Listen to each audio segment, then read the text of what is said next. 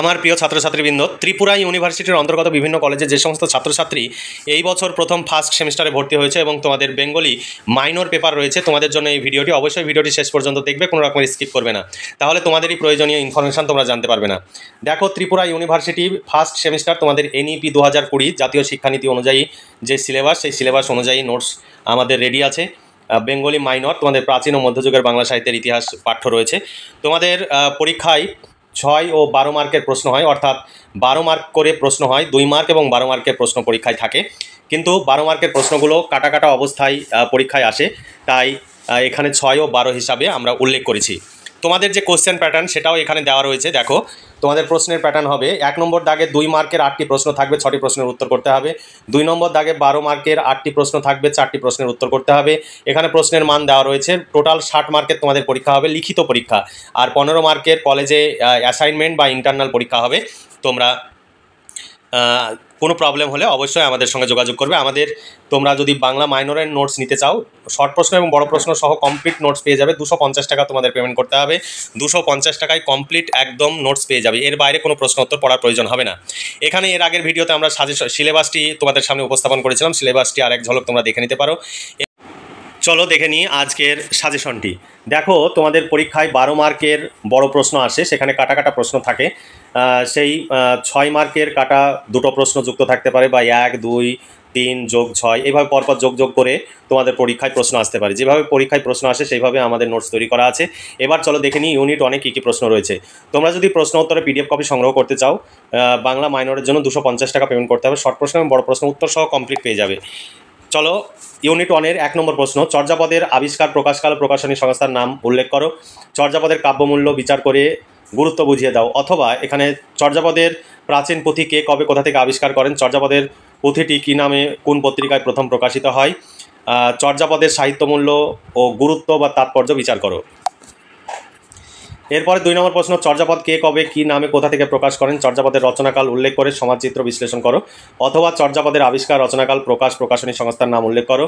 চর্যাপদে প্রতিফলিত তৎকালীন মানুষের জীবনযাত্রা বা সমাজ জীবনের পরিচয় বা নদীমাতৃক বাংলাদেশের পরিচয় তুলে ধরো। তারপরে দেখো, চর্যাপদের ঐতিহাসিক গুরুত্ব, এগুলো 6 মার্ক হিসাবে যুক্ত অবস্থায় প্রশ্ন আসবে। এরপরে শ্রীকৃষ্ণ কীর্তন কাব্য থেকে প্রশ্ন, শ্রীকৃষ্ণ কীর্তন কাব্য কে কবে কোথা থেকে আবিষ্কার করেন, বড়ুচণ্ডী দাসের শ্রীকৃষ্ণ কীর্তন কাব্যকে আখ্যান কাব্য বলার কারণ কি।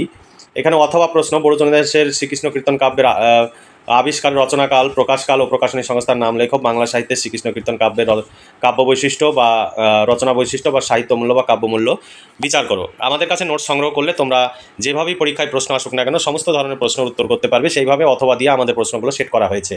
5 নম্বর প্রশ্ন, দেখো, শ্রীকৃষ্ণ কীর্তন কাব্যের আবিষ্কার, রচনাকাল, প্রকাশনী সংস্থার নাম, শ্রীকৃষ্ণ কীর্তন কাব্যের বিষয়বস্তু, বাংলা সাহিত্যের অভিনবত্ব বিচার করো।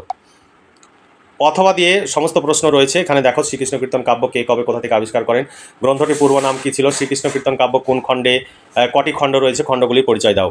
খুব সুন্দর করে নোটসগুলো তৈরি করা নোটস। তোমরা যদি এই নোটসগুলো পড়ো, পরীক্ষায় খুব ভালো মার্কস পাবে।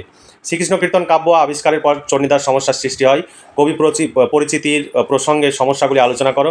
বাংলা সাহিত্যধারী শ্রীকৃষ্ণ কীর্তন কাব্যের তৎকালীন সমাজ জীবনের ছবি সম্পর্কে আলোচনা করো। তোমাদের সিলেবাস, পুরো সিলেবাসকে এখানে কভার করা হয়েছে, তবে যেগুলো স্টার দেওয়া রয়েছে সেগুলো বেশি ইম্পর্টেন্ট। তারপর বাংলা সাহিত্য ধারায় শ্রীকৃষ্ণ কীর্তন কাব্যের গুরুত্ব আলোচনা করো। 8 নম্বর প্রশ্ন, মনসামঙ্গল কাব্যে নারায়ণ দেবের প্রতিভা আলোচনা করো। 9 নম্বর প্রশ্ন, বাংলা কাব্যে কবি বিজয়গুপ্তের কবি প্রতিভা আলোচনা করো। 10 নম্বর, মনসামঙ্গল কাব্যের কবি বিজয়গুপ্ত নারায়ণ দেবের মধ্যে তুলনামূলক আলোচনা করো। 11 নম্বর প্রশ্ন, বাংলা রামায়ণের শ্রেষ্ঠ অনুবাদকের আবির্ভাবকাল পরিচয় সংক্ষেপে নির্দেশ করে তার কাব্যের বিশিষ্টতা সম্পর্কে আলোচনা করো। কৃত্তিবাসী রামায়ণ বা কাশিদাসী মহাভারতের মতো মালাধর বসুর ভাগবত জনপ্রিয় হয়নি কেন। 12 নম্বর প্রশ্ন, কৃত্তিবাসী রামায়ণের জনপ্রিয়তার কারণগুলি লেখো।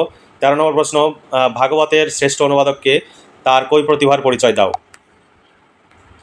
অথবা প্রশ্নগুলো তুলে ধরছি না।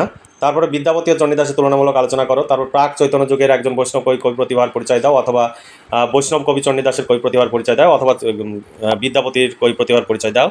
তারপরে দেখো, 3 নম্বর প্রশ্ন, বাংলা সাহিত্যের ইতিহাসে বিদ্যাপতিকে অন্তর্ভুক্ত করা হয় কেন, সেই বিষয়ে তোমার মতামত দাও।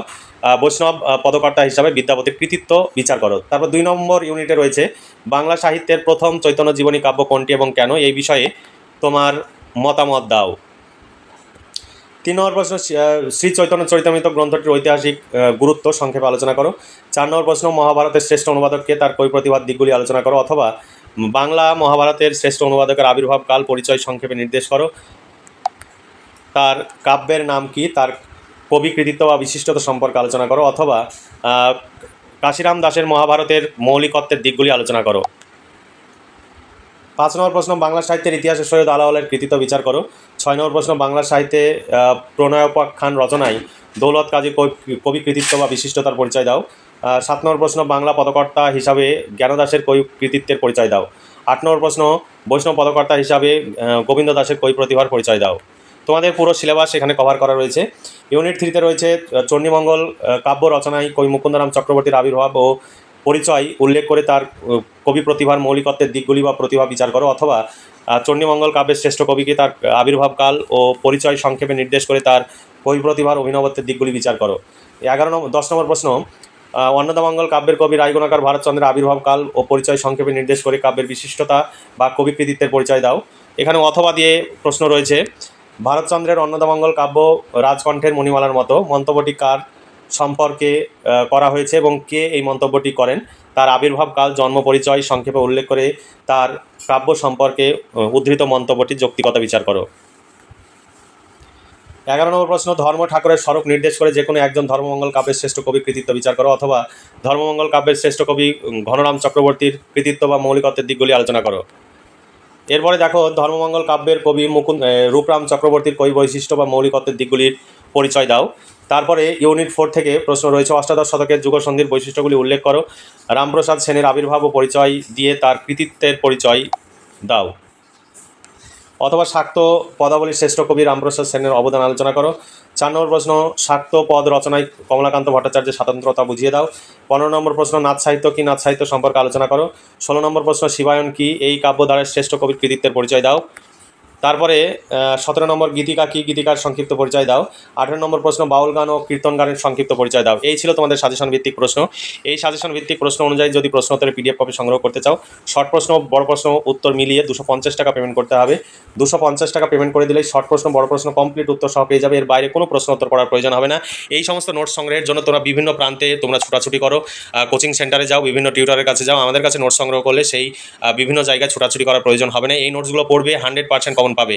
শর্ট প্রশ্নও দেওয়া থাকবে, 2 মার্কের শর্ট প্রশ্ন প্রত্যেকটি অধ্যায় অনুযায়ী দেওয়া থাকবে। সেইগুলো পড়লে একদম 100 কমন পাবে, শিওর কমন তোমরা পাবে। তাই কোনো রকমের দ্বিধাবোধ না করে আজই যোগাযোগ করো নিচে দেওয়া হোয়াটসঅ্যাপ নাম্বারে। এই নাম্বারটি PhonePe, Paytm, Google pay number.